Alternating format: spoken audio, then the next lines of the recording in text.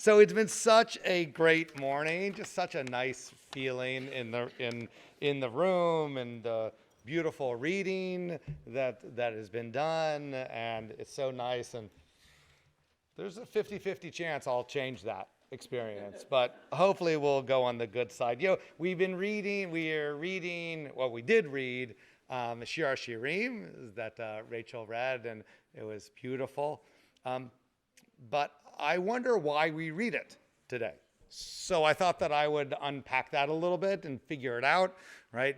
Because if we're going to read a selection of a Megillah, one, why do we do it here in the middle? And then the next question is why this reading goes here. So there's kind of two parts of it here. So Shir HaShirim is an amazing book. A lot of people know it, when you are under a chuppah, right? There's verses from Shir HaShirim. Actually, I think most unknown, but just super beautiful and meaningful to me, is that if you are involved in the Chevra Kadisha, right? I'm looking over at Jeff as one of the proponents of the Chevra Kadisha, that if you're involved in the Chevra Kadisha, so at that moment when you're preparing someone in the community for burial, there are verses of Shir HaShirim that are recited there, which is amazing, right? Judaism takes care of us when we are born with all of those known rituals, but even after we die, Judaism is here and community is here to take care of us. And so I think reciting these beautiful words of love at that time after someone's death is just an intimacy that is beautiful. So it's a unique book that Craig, only because you're up front, you want to come on over so that people at home, the mass multitudes at home that are streaming in can hear. So to read this Mishnah about the uniqueness of this. Right here? Yeah. Rabbi Simeon ben Azai said, I have a tradition from the 72 elders of the day that Rabbi Elazar ben Azariah was appointed president of the academy, that both the Song of Songs and Kohelet defile the hands. Said Rabbi Akiva, heaven forbid. No one in Israel ever disputed that the Song of Songs defiles the hands. For all the world is not as worthy as the day on which the Song of Songs was given to Israel. For all the writings are holy, but the Song of Songs is the holy of holies. If they differed at all, it was only about Kohelet. Great, thank you. Right, so that here we are, this book is called the Holy of Holies of our books, and it's pretty racy. All right. So it is. It holds this status. You would think that it doesn't really talk about God in this, in this kind of formal way. It talks about God and uses allegory and metaphor and poetry in a very personal, intimate way. But it was popular, and people liked it. And and here we see it is the Holy of Holies. It is the best of the best of our books. So when Rachel was about to start reading, there was a little banter about why we read this book, right? And you had a beautiful answer, quoting one of the verses at the beginning of chapter 1. But later in chapter 1, also, I have verses here. Right, that maybe this is why we read this book on this day, is because there's a mention of Pharaoh in it. So it's simply Pharaoh is there. This is the holiday of the Exodus, right? I have likened you, my darling, to a mare in Pharaoh's chariots. Maybe that Pharaoh reference is the hook to bring this Megillah into this holiday. But then we get that, what I've described, but here we're going to see some of that descriptive intimacy. Your cheeks are, I don't know what comely ever means in English, let alone, it's like when someone defines what tefillin are as phylacteries.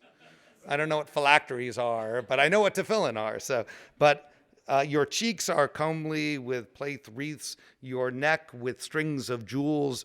We will add wreaths of gold to your spangles of silver. While the king was on his couch, my nard gave forth its fragrance. My beloved to me is a bag of myrrh lodged between my breasts. My beloved to me is a spray of henna blooms from the vineyards of En-Gedi. Ah, you are fair, my darling. Ah, you are fair with your dove-like eyes. Right? Not exactly how you would describe Pharaoh or a horse of pharaohs or something, but there's but maybe the reason that the hook between the holiday and the Shir HaShirim is simply because Pharaoh is mentioned, and so we bring in the text. Reasonable. A lot of Haftarot are tied to the Torah reading simply by that same type of connection, a thematic connection or a word. So that would be appropriate. Now, another reason, another possible connection is that Shir HaShirim is about the spring. So a lot of the imagery in the book has to do with the spring and the vibrancy. So here in chapter 2, my beloved spoke and said unto me, Rise up, my love, my fair one, and come away. For lo, the winter is past, the rain is over and gone, the flowers appear on the earth, the time of singing is come, and the voice of the turtle is heard in our land. The fig tree put forth her green figs, and the vines in bloom give forth their fragrance. Arise, my love, my fair one, and come away. It's a description of spring. And we are in spring. And so that's a fine connection of why this text is brought in this springtime holiday. But here we have what I think we most commonly are familiar with, which is that this whole book is a poem of love between God and Israel, between God and the people. And that all of this romantic, I mean, there's minors in the room, right? You would like, this is PG-13, these texts. But that in all of this romantic, erotic description, that it's hard to see it actually as this is how we relate to our God. Remember, how did Maimonides feel about this, right? A God that has no figure, and then we have this, which is very much about the figures and the bodies involved. For me, I'm sure that this is not original, but it struck me as I was thinking about this that that not only do we read it here on the Shabbat in the midst of Passover, but by that definition, it always happens during the Omer, right? We're always counting in some early part of the Omer. And so it struck me as I was thinking about this, that what does that mean that we are moving towards something, right? Because what is the Shavuot, right? We're from Passover down to Shavuot, we're at the top of that. I always think that we should have like 49 markers along the way just to move between one window and the next, right? That if Shavuot is that moment of connection where we receive the 10 Commandments, right, then we're moving towards something in this relationship. So Michael Fishbane writes, all this undergoes a remarkable allegorical transformation in a homily by Rabbi Akiva in the Mechilta de Rabbi Ishmael. In this source, the companions represent the nations of the world who ask Israel, how is your beloved different from other beloveds that you have so adjured us? They wish to know why Jews are willing to die and suffer martyrdom for their beloved. And the Midrash even brings in, therefore the maidens alamot love you, which is understood to mean that Israel loves God even ad mavet, until death. And they propose assimilation instead. Right? So as we're moving through these challenging times between Passover and Shavuot, all of this Omer period, all of this time in between has to do with we're unsure about it. We're testing ourselves as a free people. We have our freedom, but we're not really sure what we're going to end up as.